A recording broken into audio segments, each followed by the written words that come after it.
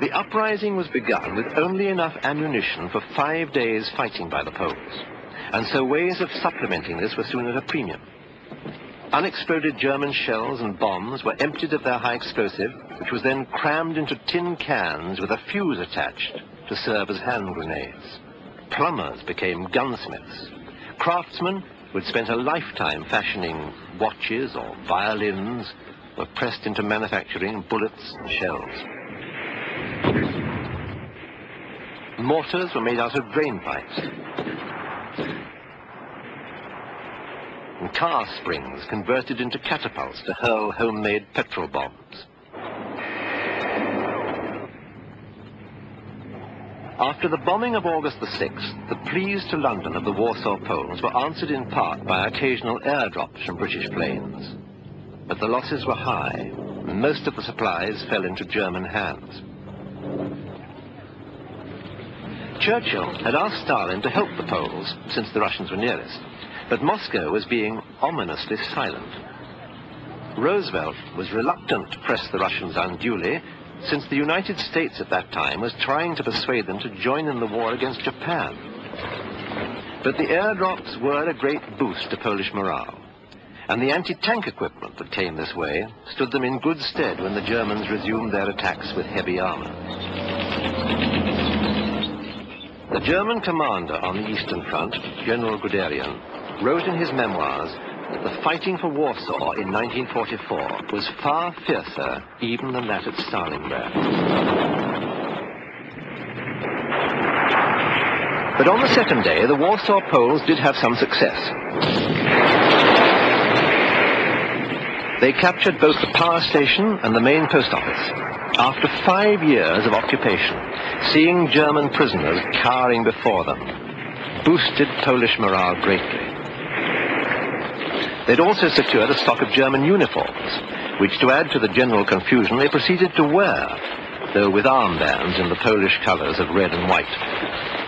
London had replied that since Warsaw was so distant from any major British or American airbase, supplies could not be flown in straight away. Such airdrops needed careful planning, which would take time. Meanwhile, Warsaw would have to hold out as best it could. For the moment, too, the German garrison seemed content merely to contain the Poles. No counter-offensive was begun to dislodge them, though when news of the uprising reached Hitler, he ordered that the Warsaw Poles be wiped out and their city razed to the ground as an example to the rest of occupied Europe. The fiercest fighting of all in Warsaw was that for the old heart of the city, where the bulk of the Polish defenders had located themselves. Street by street, building by building, even brick by brick, the battle for old Warsaw went. The Germans used their tanks to bombard the city from close quarters. Polish resistance was stiff and German casualties heavy. Most of the German casualties were the work of Polish snipers stationed in the upper stories of the ruined buildings.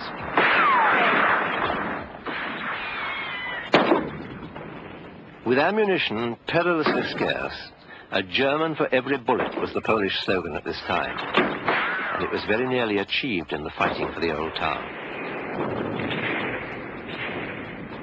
The Poles had their successes, particularly when on August the 20th they took the telephone exchange, from which fanatical Ukrainian mercenaries of the German army had been harassing the defenders in the old town. A few days later, the German police headquarters was captured, many Polish hostages released, and some precious ammunition secured.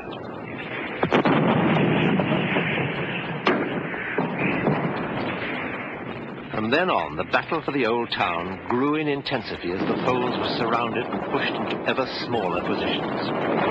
The German attackers had now doubled in numbers to 30,000 or so.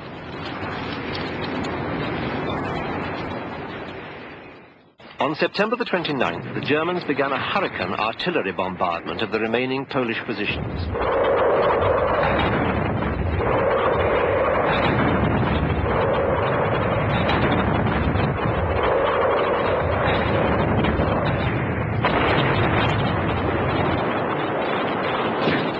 Moves had already been begun on the Polish side to negotiate a surrender.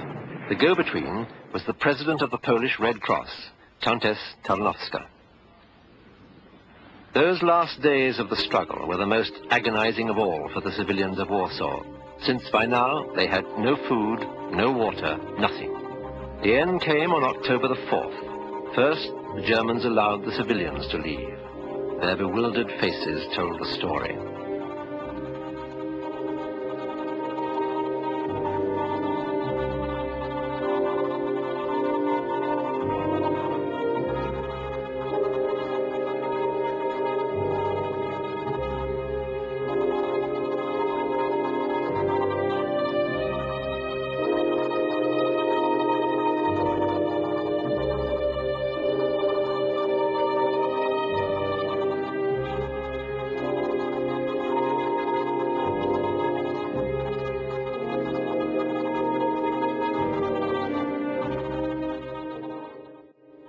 The Polish commander, General Komorowski, came to his German opposite number's headquarters to complete the surrender formalities.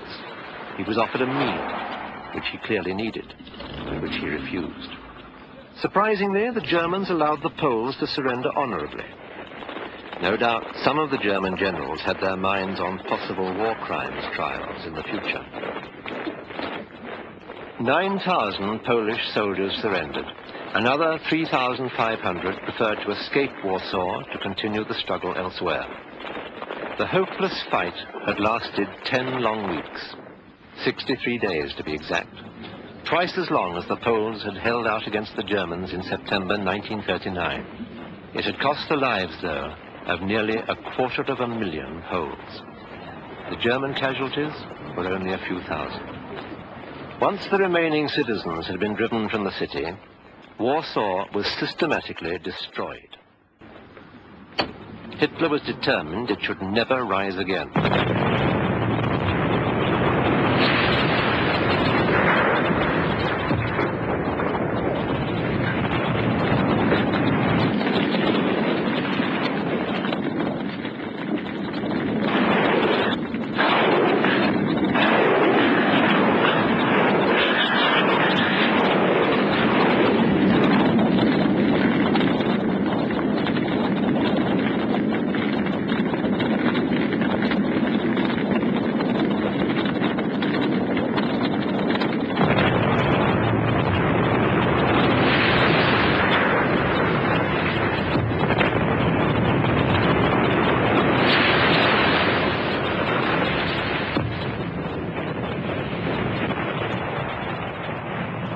Somebody once said that if you take a handful of Warsaw soil and squeeze it, the blood will run from it.